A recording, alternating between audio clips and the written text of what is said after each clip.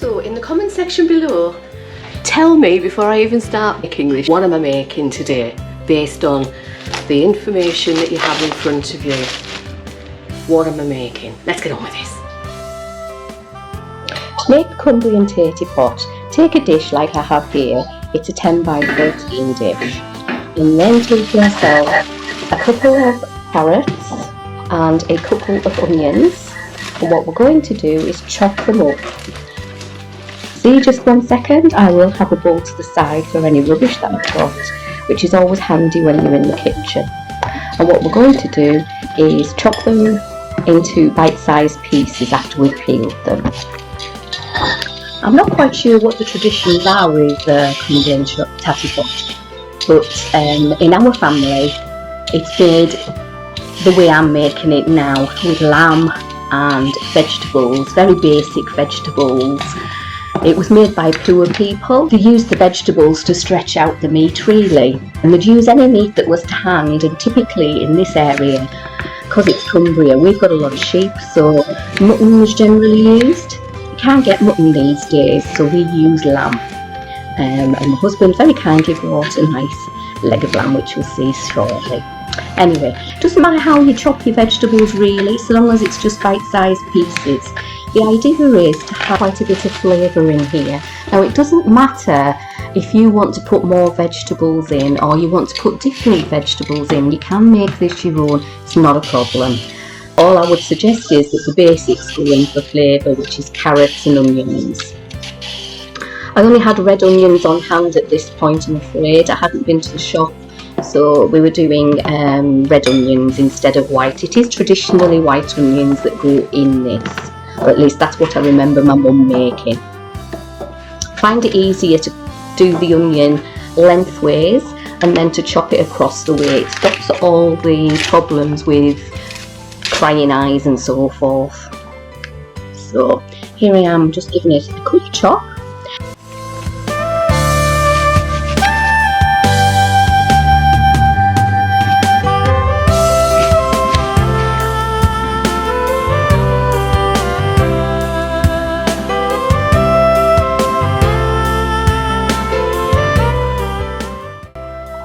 So I put my vegetables off to the side while I sharpened my carving knife. I'm not a very good sharpener with carving knives, I've got to be honest, but it needed it because I was going to be chopping up a leg joint. So here is my leg joint, my lamb leg joint. These are really costly at the moment. I would generally recommend buying leg steaks over leg joints, but my husband bought this, so we're going with what he bought. So I'm going to slice it up into pieces and then cube it. Any slow cooked lamb is good in this. So you're looking at things that take a while, such as neck fillets, shoulders, anything that takes a while to cook really. The longer it cooks, the more flavour we will get. Please don't get at me for my butchery skills. I am not a butcher, I am just a normal housewife like the rest of you. I do my best. And all I needed out of this was some cubed lamb. So I cut all the bits off that I could off the bone, which is evident in this.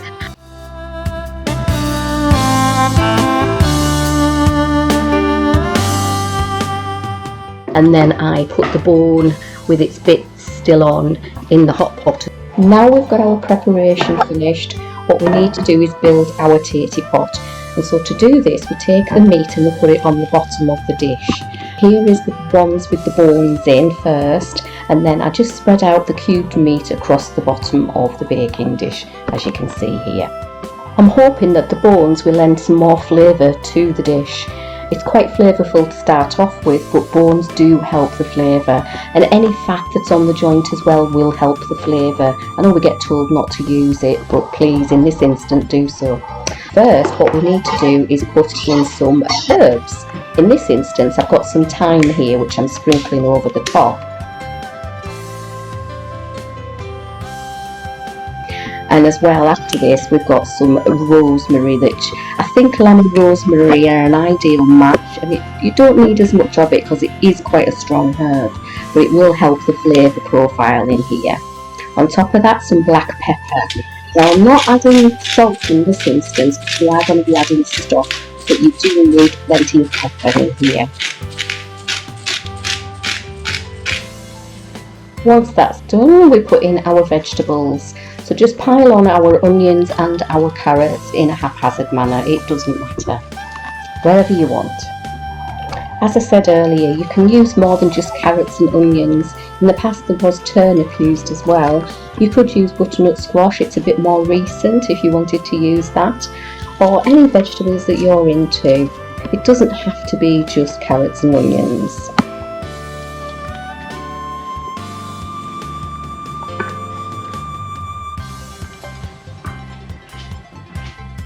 Now, putting your dish off to the side, what we need to do now is get some black pudding. Now, Cumbria loves their black pudding, but I have to say I'm not a fan. Now, we only need 2 pieces of black pudding.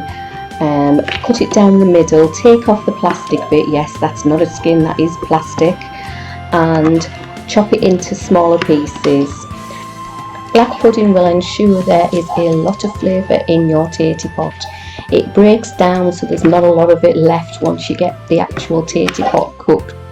So any big pieces that you do have will have disappeared if you're worried about this. But please, it does make a tattie pot, according to my father-in-law and according to my father. Anyway, in it goes, on top of everything else. Now it's time to put the topping on our tattie pot. And of course, it's not a tattie pot without potatoes. So here are our potatoes, and there is a lot of potato in this because it forms the top of your tattie pot. Now, there's no rule, no hard fast rule to this at all. It's just a case of making the potatoes sit on top of the tattie pot. It can be nice and fancy if you want it to do that, or it can just be thrown on. Don't worry about it, it is your tattie pot after all. So, cutting them up into decent sized pieces, because this is going to be in the oven for some time. You need it to be a decent size. My pieces of potato tend to be at least 1/4 inch thick, as you can see here. And once I've done that, I take 3 stock cubes, 3 chicken stock cubes in this instance. I find the beef is a bit too strong. I add 1 pint of water to a jug and dissolve the stock cubes in the water, and then add it to my tattie pot.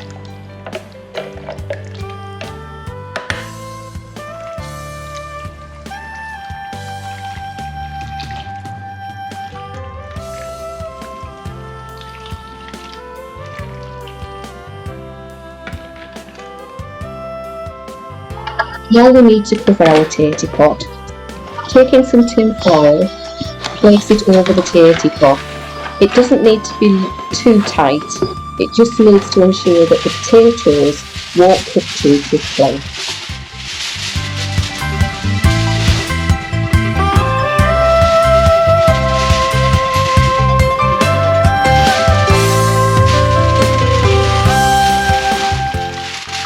Now it's time to put it in the oven.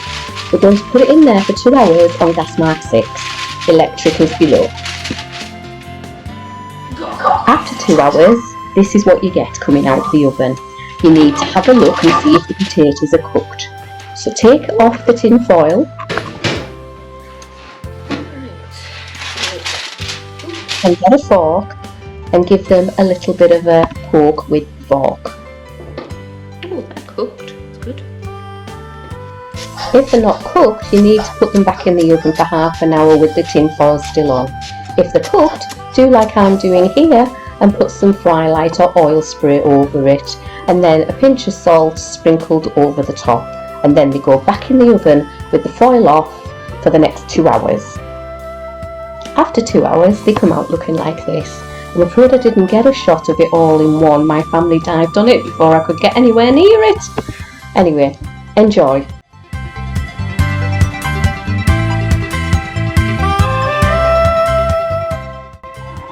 Another popular recipe in Cumbria is Cumbrian Rum Nicky, which I'm going to show you now. First of all, take 300 grams of chopped dates, 250 grams of candied ginger and 50 ml of rum. Put the 50 ml of rum in with the chopped dates and candied ginger. Now I also have apricots in here, chopped apricots because I like them. You can use any dried fruit that you want to in this one. So once you've given it a good stir, pop it to one side and put 250 grams of butter into 375 grams of plain flour, and then take in a pastry cutter, chop away at it until you've got fine breadcrumbs, as if you're making pastry.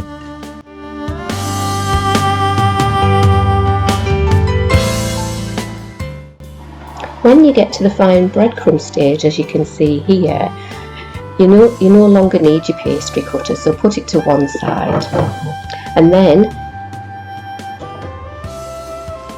taking 125 grams of icing sugar, pour it into your flour and margarine or butter mix. Taking your pastry cutter, blend in the icing sugar into your flour and butter mixture.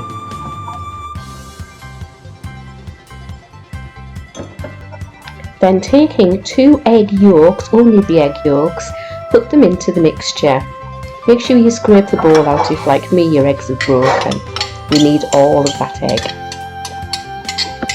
Once you've scraped them out, it's time to incorporate the eggs into the mixture you have. Take your time over this and just keep turning it around.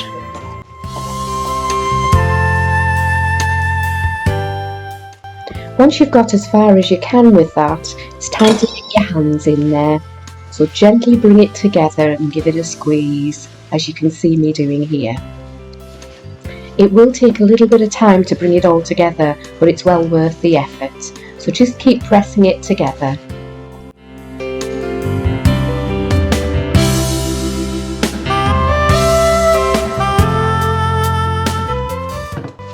Once it's formed a ball, it's time to press it into a baking tin.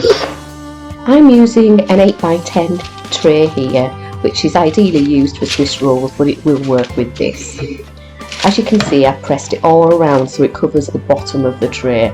And then what we need to do is make our topping. Now the topping on this is a crumble topping, and it is to die for. So taking 300 grams of plain flour, I'm adding 175 grams of sugar.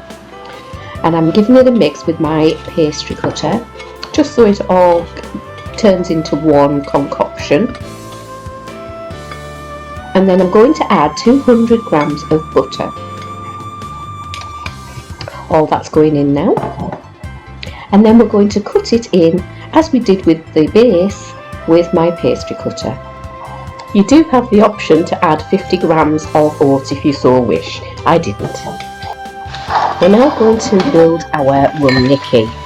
So taking your base, you're going to get your dried fruit concoction and place it over the base. Just spread it out so it's evenly distributed throughout the base, as you see here. A little bit of history about Rum Nicky. It came to being during the 18th century when the west coast of Cumbria was a port for bringing rum into the country, along with lots of spices and so forth. We have several ports down our west coast. Workington, Whitehaven and Maryport are the 3 main ones. Anyway, what we're going to do now is put our crumble topping on top of our dried fruit mixture. So spread it out as evenly as you can, but don't pat it down. Keep it nice and light and airy, as you see me here, just spreading it. We're not patting it down. We want a lovely light crumble here. A lot of people do this recipe as a pie, but I prefer it as a tray bake, as it's easier to cut. The recipe comes from the Lakeland website, which I'll link in the description box below for you, so you can follow that one if you need to. Anyway, so once you've got your crumble spread out across the top of your dried fruit mixture, what we're going to do is bake it in an oven for 50 minutes on gas mark 4. It'll come out of the oven nice and golden brown, and that's when you know it's cooked. Oh, that looks nice, and it's crisping up, so we're alright. Just need that to cool now. So setting your oven to gas mark 6, I'll put the electricity version down below. Line a tray, a baking tray or roasting tin, with some tin foil. This is just to stop any mess that may happen and a lot of cleaning up really. And then taking about 2 pounds of Cumberland sausage, this I got from our local butcher, place it in your baking tray. I find it's a good idea to add an onion to my sausage, mainly because we like onion gravy in this house. So chop up an onion, however you want, it doesn't have to be the way I'm doing it, just chop an onion up and then spread it around your Cumberland sausage. We're going to cook this in the juices of the Cumberland sausage. Once you've done that, it's time to put some tin foil over the top. The reason we do this is so it doesn't brown too quickly. We want it to cook in the middle before it browns.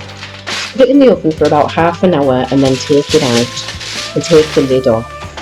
Then put it back in the oven for another half an hour on a low heat, such as gas mark 6. While that's in the oven, it's time to get your potatoes and vegetables ready. After half an hour, take it out of the oven and here you have your Cumberland sausage. We like to serve ours with mashed potatoes and butter, sometimes onion gravy and sometimes broccoli. Anyway, enjoy!